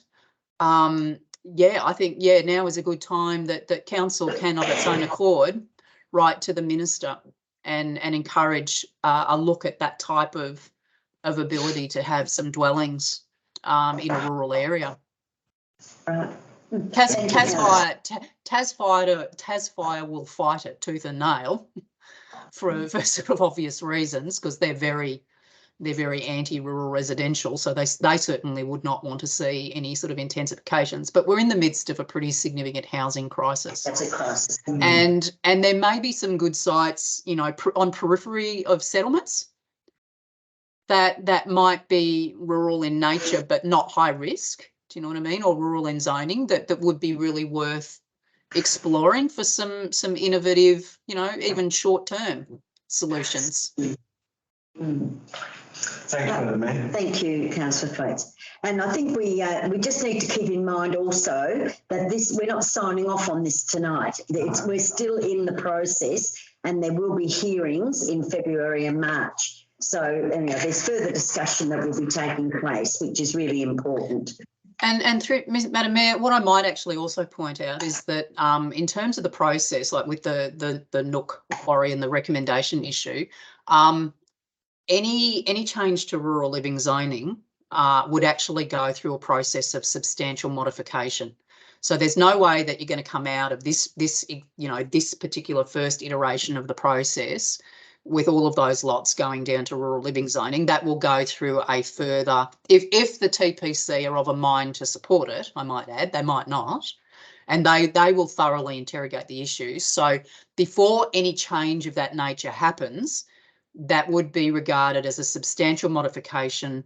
The TPC would instruct us to prepare a singular amendment for that, and then all adjoining landowners would be notified and would be able to participate in a further process of submission and consideration with a TPC panel. So there's quite a bit of water to go under the bridge before the matter is settled, and certainly, you know, there's nothing that's going to sort of slip in under the radar without the owner and operator of the quarry being notified. Good. Right, thank you. And I think that will be very encouraging for them and give them a bit of confidence about the process, which is really good. Yeah. All right. Well, we've had a lot of discussion, a lot of things to think about, and we do have to really have a reasonable understanding about this, because we will get members of the community coming to us and asking for our opinion or asking what we're doing about it. So we may not be able to answer them all. I don't think we can, but at least we know the process and where we can direct their comments or their questions, which is really important. Certainly. Yeah. So is there any more questions or comments from anyone? We've certainly had a very intense conversation about it all. Have you got anything you want to say in closing, Mrs. Oliver? Only just on that point, Madam Mayor, we did get an email from Mr. Smithies, who was one of the representatives, just acknowledging what a lot of work it was, yes. and commending council for their time and their effort and their very considered appreciation of the issues, which was really lovely. You don't often get those in the midst of all of this very dry planning process. So yes. A big thank you to Mr. Smithies for that. Mr. Smithies, yes, I did know that came in. Yes. Yeah. So that's it's a big job. We've spent some time on this, and the report is my recommendation. But certainly, if council, feels inclined to want to modify any of it in any way, because it has been a long process, then please, by all means, feel free to do that. Okay, so we have Councillor Dickinson and Councillor Hughes have moved and seconded the recommendation that we endorse as the Planning Authority report, be received and endorsed as the Planning Authority report. So if there are no further comments or questions, I'll put it to the vote. All those in favour? Anyone against? Councillor Richards and Councillor Hughes. So that is 6-2. So that is carried. All right, thank you. Thank you, Mrs. Oliver, very much for taking us through this whole process. It's been quite intense, and it's not over yet. Not by a long shot. Not by a long shot. Okay. Thank you, councillors. Have a good Christmas and we'll see you in the new year. Bye. Thank you. Thank you. Can we get Councillor Blenkhorn back in, please? Oh, you're doing that. Thank you. Right. Okay. So 10.5 is that cease to act as a planning authority. The recommendation is that council cease to act as a planning authority. Could I have someone to move that? Councillor Hay, Councillor Lane. I'll better wait till Mrs. Shaw comes back, sorry. So we've just got a recommendation that council cease to act as a planning authority. We've had a mover in Councillor Hay and seconder Councillor Lane. All those in favour? Aye. Anyone against? Then that is carried. Right, thank you very much, everybody. That's really good. We'll go on to now agenda item number 11. So we have got the building department report for November 2023, and we've got a recommendation on page 92, and the recommendation is that the report by the Manager, Development and Regulatory Services concerning Building Department report November 2023 be received. Could I have someone to move that? Councillor Hughes and Councillor Twaits. All right, any comments or questions that anybody would like to ask? Thank you very much for coming. Thank you. Anyone got any questions or comments? Councillor Hughes. It's quite pleasing to see $2 million has been spent on developments and that. It's a big up last month. And this is a new road, and also the regional development, the Kingdom Hall down the road, just spending heaps of money down there. Yes, I noticed that. Good, thank you, Councillor Hughes. So anyone else got any comments? Well, if there are no more further comments or questions, I'll put it to the vote. All those in favour? Anyone against? Then that is carried. So we'll now go on to page 92, and we have the 11.2, the Planning and Development Application Status Report for October 2023. We have a recommendation that the report by the Manager of Development and Regulatory Services concerning Planning and Development Application Status Report for October 2023 be received. Could I have someone to move that? Councillor Haig and Councillor Cassidy. So I'll open it up for discussion. Any comments that you would like to make about that? Councillor Twaits. Just a question on page 2. There's mention of Railton tiny home and ECK. ECK. I didn't know what that was, so I thought I would ask. Thank you, Mrs. Phoebe. Well, you might like to answer that for us. I believe that's a typo. It would be tiny home deck. Deck. Deck. Had a capital E in it. Yes. Yeah. Thank you for clarifying that. Thank you for the question, Councillor Twaits. Are there any other comments or questions? Yeah, I'd just like to ask. Yes, Councillor Blenkhorn. Of planning, just on the topic of tiny homes, I'm at the understanding that a tiny home that is built on wheels and that is registered as a caravan there is no permit required to place on a property. Is that right? Mrs. Phoebe, would you like to answer that question? No permit required from a building perspective, but it depends on the zoning of the property, where it's placed and whether there's already a residential use. But yeah, each one assessed on its merit. It's not just an open home anywhere, because you're under the planning scheme, you're establishing use, and this of course it's just for a short period of time. So like a caravan, for instance. Yeah, for a short period of time, but not to live in a permanent home. That answer your question. Thank you, Councillor Blenkhorn. All right, so we have a recommendation. Are there any other further questions or comments? No. Then I'll put it to the vote. All those in favour? Aye. Anyone against? And that is carried. We shall go on to 12, which is the Office of the General Manager. And 12.1 is the Dalberton Regional Waste Management Authority, amended rules of the authority.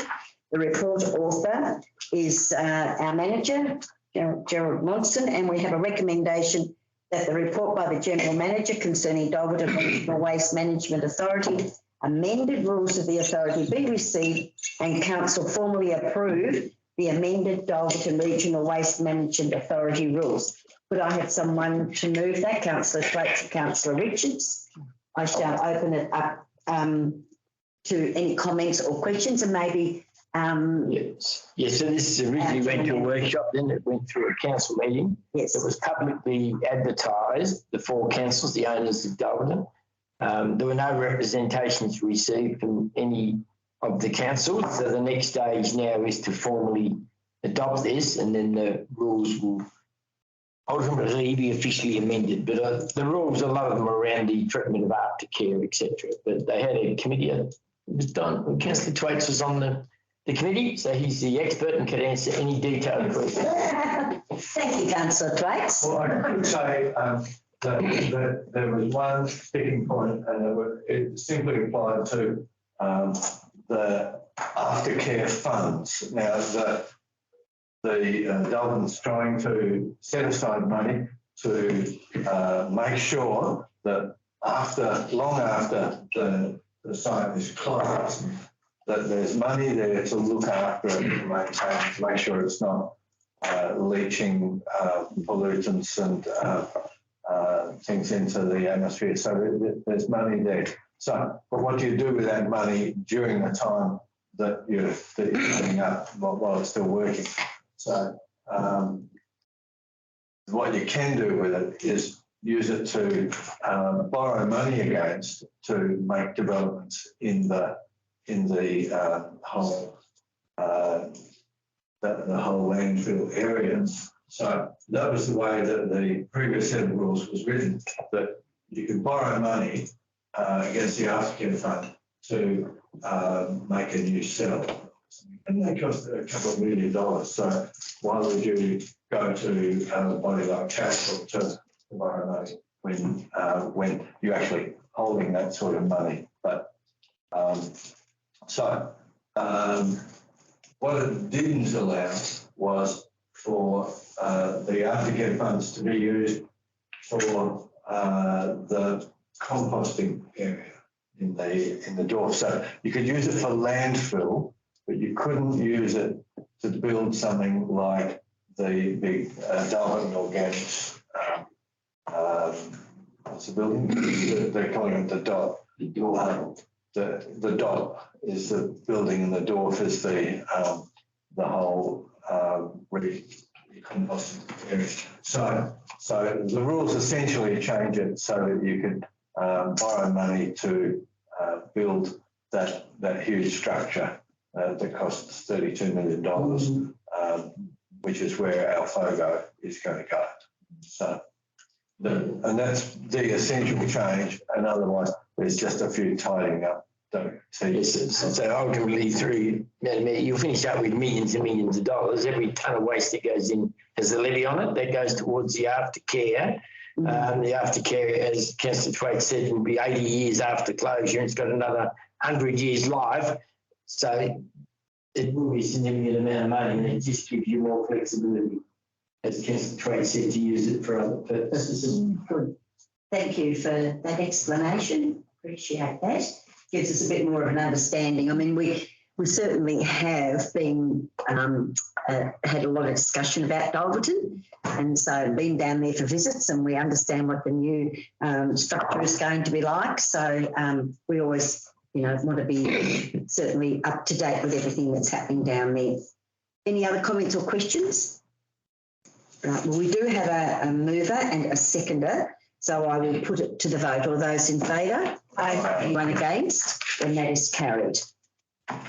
Thank you for that report from the General Manager. So we're going on to 13 now, which is the Corporate and Business Services Department. So 13.1 is the amended Community Grants Policy. This has been the report has been done by Darren Harris, our Community Development Officer, and we have a recommendation that the report by the Community Development Officer concerning amended community grants policy be received and the revised community grants policy as presented be adopted. Could I have someone to move that? Councillor Lane and Councillor Cassidy. All right, I'll open it up for any questions or comments. Councillor Richards. Yeah, Madam Mayor, look, I'd just like to congratulate, I think, Mrs. Phoebe sort of got this up to try and get, you know, where our grants are in line with the Latrobe sort of, so that quite simple. I've been concerned about some of the things that we've allowed probably to happen under our grant scheme now for a little while, and I think this is a much fairer system of our community organisations being able to apply where if they're already getting, you know, an upfront yearly incentive, you know, they won't be as easily for those, or they won't be eligible actually to be able to apply for grants. So I think it's going to be much fairer for the whole community organisations. Thank you, Councillor Richards. It's always good to acknowledge the work that goes into these reports and policies, and that's one of the things that we've been trying to do is get all the policies the same across both councils. So it's just another step in the right direction with the this particular report for the community grants policy. Councillor Blenkhorn. Yeah, just a question on ineligible applicants. Stated here, first one here, organisations that already receive funding from Kentish councils via other means. So would that be, for instance, a special committee of council that receives that 1,850 funding per annum? Would that make them eligible for a receive funding from a grant? Mrs. Phoebe, would you be able to answer that one? Yes, that's correct. So any of the special committees that I guess required or had a request for, say, modifications to buildings or something like that, that would come via our normal budgeting process as opposed to via the community grants process. So we would write out to those special committees prior to each annual budget, asking for budget submissions. Right, so that's so still would apply via the community grants. But that's still eligible for some funding, yes, That's through another means. correct. Okay, thank you. Thank you, Councillor Blenkhorn. So are there any other questions or comments about the amended community grant policy? All right, well, we do. Oh, Councillor Thwaites. I was wondering whether I'd mention it or not, but ineligible applicants, and the last dot point is for-profit organisations, including small businesses and individuals. I just wonder, you know, like an individual is not really a for-profit organisation. But if you're saying an ineligible applicant is an individual, it would be like a different dot point. But it wouldn't be a for-profit organisation, including, I mean, you're saying an individual is a for-profit organisation. So I just thought if that's the intention, to make a person not eligible for a grant, I think that's fair enough. They should have their own dot point. So would you like? If that's the intention of it. If that's the intention. I wasn't involved in the discussions. It could be someone wants to start to organise with 3 peaks. I mean, there's a few private individuals or organisations that run these events for profit. So I guess that, or someone wants to come in and hold a big event at Wild Mersey, but they wouldn't be able to get grants. Certainly not under this. Sorry, one at a time, Councillor Thwaites. Yeah, so I think that's why they're probably connected, because sometimes they can be not a for-profit organisation, but sometimes they are individuals that run those type of events. I mean, Targa would be an example where that's run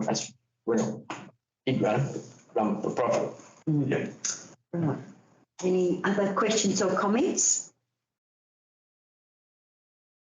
All right then, well, we've got a recommendation So that the report by the Community Development Officer concerning the amended community grants policy be received and the revised community grants policy as presented be adopted. All those in favour? Anyone against? Then that is carried. Okay, we'll go on to the finance report, and we have a recommendation that the financial report for the period ending the 30th of November 2023 as provided by the accountant be received. Could I have someone to move that? Councillor Lane, Councillor Richards. Right, I'll open it up for discussion and comments. Do we have anybody here to? Stevie might like to comment on the finance report. Yes, I'll just provide a brief summary. It's noted there in the report. Our year-to-date income is 7.86 million, which is above the year-to-date budget by 121 or almost $122,000. The favourable variances are detailed there in the report. Expenses stand at 5.9 million, which is almost $400,000 more than what our year-to-date budget was. There are some unfavourable variances there in relation to materials and contracts, and also an issue with employee costs, which is really an entry that is to be resolved in January as far as allocations. In relation to the capital expenditure, our year-to-date budget is under what was intended. There are some capital projects that have not yet commenced. The detail of those are also provided in your report. Rate collections are much better at the same time as they were last year, which is good, sitting at 28.3% outstanding. And our closing cash and investments at the end of the month was 11.2 million. Right. Thank you. That's in your report there, so for you to be able to read. Thank you, Mrs. Phoebe. Anyone got any comments? Councillor Twaits. Thanks.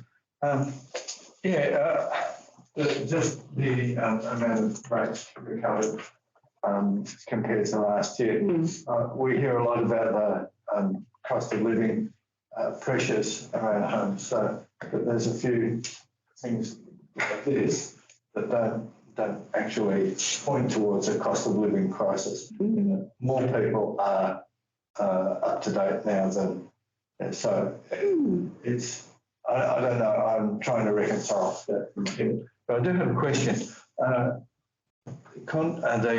unfavourable variance in materials and contracts looks at unbudgeted expenditure on waste management contracts, mostly due to a large amount of illegally dumped waste, 145,000. Are we aware of that? Yes. The asbestos that the commissioners showed out. Yes. It was a report now. Right. Okay, thank you for that, Councillor Twaits. Any other comments or questions? No comments or questions? Everyone's happy with the finance report, so I'll put it to the vote that the report by the accountant be received. All those in favour? Aye. Anyone against?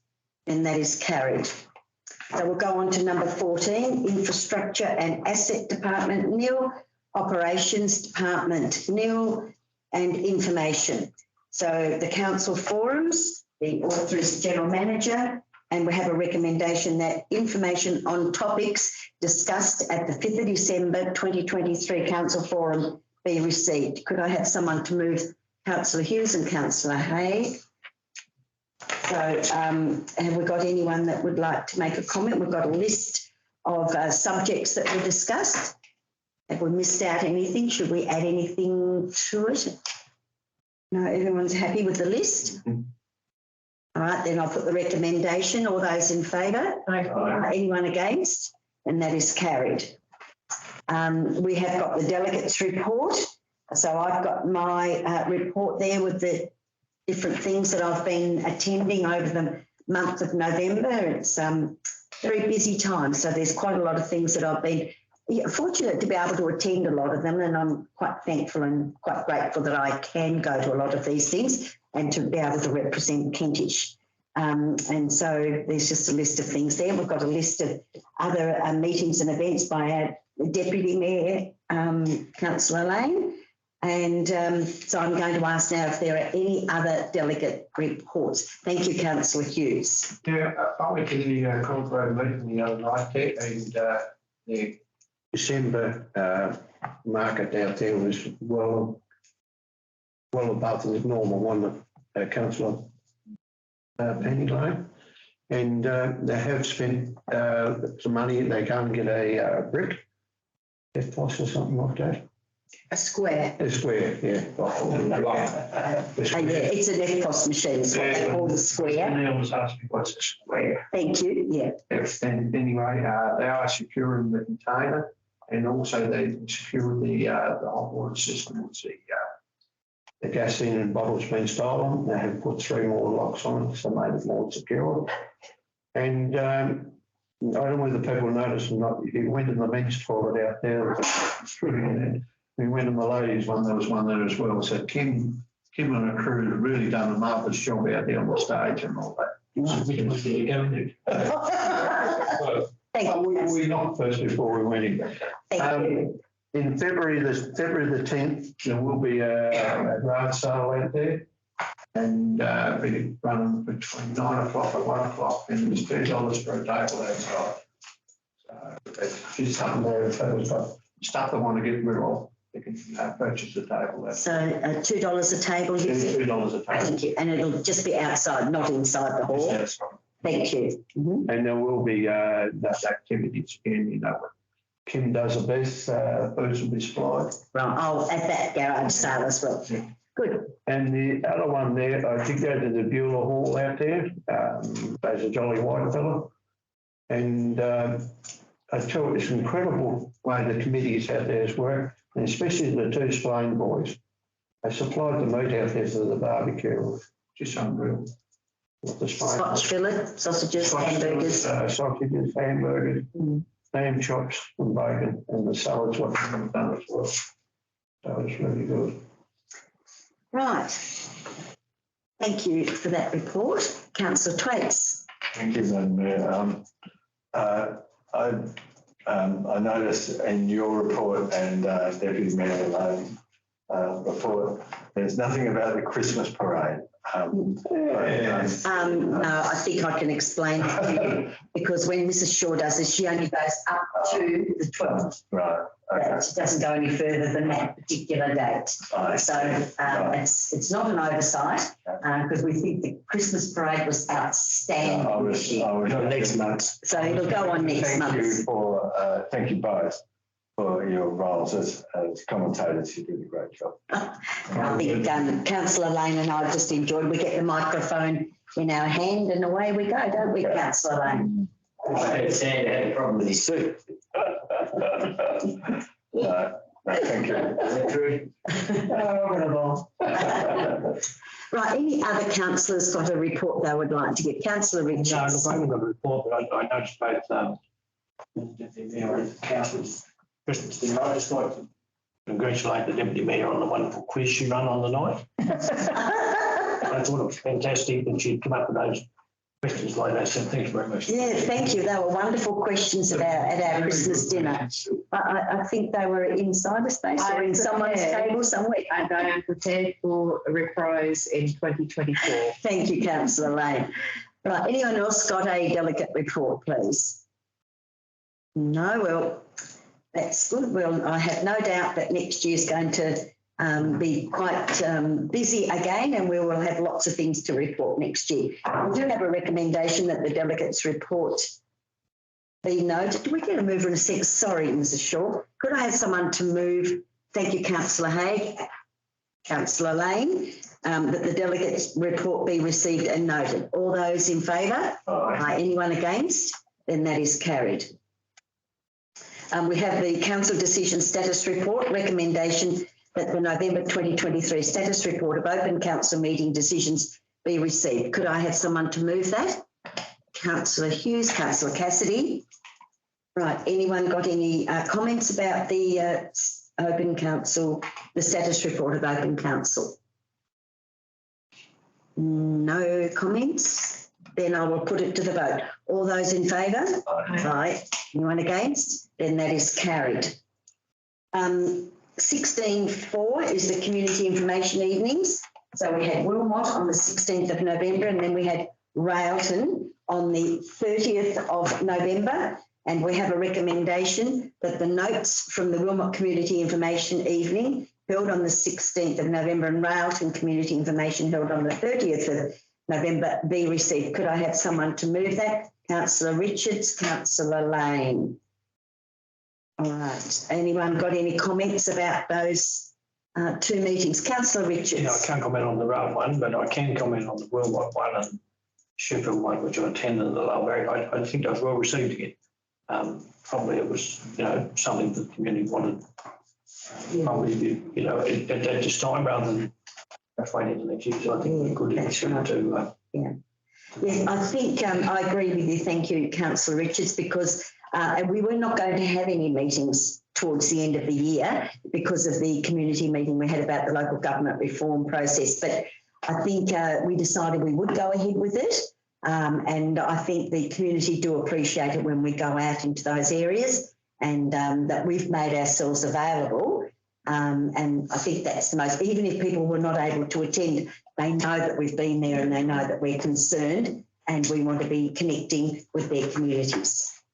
So thank you for that. Right, any other comments? Then we do have a move and a seconder, so I'll put it to the vote. All those in favour? Anyone against? Then that is carried. 17 committees of council. So we've got 17.1, which is the Kentish Economic Development Committee, which was held on the 16th of November. And we have a recommendation that the unconfirmed minutes of the Kentish Economic Development Committee meeting held on the 16th of November 2023 be received. Could I have someone to move that? Councillor Dickinson and Councillor Haig. Seconded. Any comments about the Economic Development Committee meeting? Councillor Twaits. Mayor, I saw that the Mona Foma light show was postponed. I just wonder, we're sort of in the dark about what's happened there. I wonder if we could have some sort of a report or a summary or something or other of what happened to that and why it's not Maybe in the closed meeting or after that, just an update. I'd be happy. Yeah. Thank you for the question, Councillor Thwaites. You'd be happy if we discuss that in closed meeting? Yes. Thank you. Right. Any other comments? Thank you for that one. Any other questions or comments about the Economic Development Committee? No one of the representatives that, we've got Councillor Richards, Councillor Cassidy, Councillor Hughes, but nothing there you want to report about the committee? All right, there's no other questions or comments. I'll put it to the vote. All those in favour? Anyone against? And that is carried. 17.2 is the Kentish Tree Planting Committee held on the 4th of December. We have a recommendation that the unconfirmed minutes of the Kentish Tree Planting Committee held on the 4th of December 2023 be received and the following recommendation endorsed, that West Nook Road be added to the tree planting request list for future consideration. Could I have someone to move that? Councillor Thwaites, Councillor Cassidy. All right, anyone got any comments? Councillor Haig. Yes, I'm the chair of this committee. There's an error in the minutes which talks about the Greater Coast Authority having a significant tree register. It's actually supposed to be Central Coast Council have a significant tree register. And I have had a meeting with Mayor Hagley about approaching the Greater Coast Authority regarding significant trees and submitting them to the National Trust. Because it may be more worthwhile to submit them as a group than in dribs and drabs in councils, as the National Trusts have a significant tree register, which is much more significant than anything we can do, and it has better record keeping and things like that. So I just thought I'd just update that error. Oh, good. Yeah. Thank you for that. So we will use the recommendation. They're unconfirmed minutes, and so we will note the error in that report. Councillor Twaits. I'm sorry, I'm taking up a lot of time. No, fine. There's lots of references to Morrison Street being the next target in there, but when we're talking about putting a shocking great culvert underneath Morrison Street, I wondered whether the two would be mutually exclusive or... We have discussed that. We're going to hold off on that. Right. Yeah. Okay. Yeah. Thank you. Makes sense. Okay, thank you. Councillor Blencorn. Another question, Councillor Haig, with the heading to West Nook for the tree planting, with your committee, how far do you actually look at going outside our town centres? Like, for instance, would you looking at, say, if there was a request from the Beulah Hall Committee to plant trees, would that be looked at as well? Absolutely. Yep. So nothing's off the table. No, anything in Kentish, nothing's off the table. Yep. Thank you, Councillor Blencorn. Was there somebody else? Councillor Richards. Just on the trees, have we had any nominated from Kentish? Sort of 3 or 4 years ago. We did talk about it quite a few years ago, about significant trees and for them to be registered. Have you got a list? I don't have a list. Yes, we do have some, and we want to put into the Voice another call for significant trees. Yeah. And who decides if they're significant or not? Good question. The arborist that we have, which is Sam Blackwood-Beatty, which is our officer, plus also Jennifer Stackhouse, which has a good background and knowledge, and Robert Gower, who's a horticulturist. So those 3 minds do the inspections and then bring it back. But they also are thorough in getting opinion from outside, from their range of contacts that can also help with this subject. Yeah. So I think we need to follow that up again and just find out where that register is here at council and see what trees have already been identified, and then we can start advertising to get a few more in the Kentish area, and then we can go further with the National Trust of Australia having that register of significant trees, because I think that's a really good idea. Okay. Councillor Hughes. Yeah, I was going to ask a question and make notes. I noticed a few trees around have died, and that are they going to Yes. Yeah, particularly the ones on Main Street, the 2 standards. There's 2 down there, and also down along Henry Street as well. Yes, they're fully aware. There's just they haven't got around to replace them. Right, so I can tell my wife then. And now is not the time because it's going to be too dry. Too dry. Yeah. And the trees that they will replace them with are going to be of this. They've got 2 reserves, so it won't be looking odd that 2 are quite smaller than. So they've reserved ready. So that's good news. Oh, and where are they growing at the moment? At the ground. Yes. Thank you. They are in the ground. Jennifer Stackhouse. Also, when I was there, they were at council. Oh, they're at council. Yeah, for sure. But thank you, everyone. The plan was always what happens if.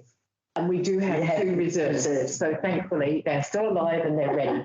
It's not probably in probably autumn that they'll be planted. Right, thank you. Because it's too dry and they'll die.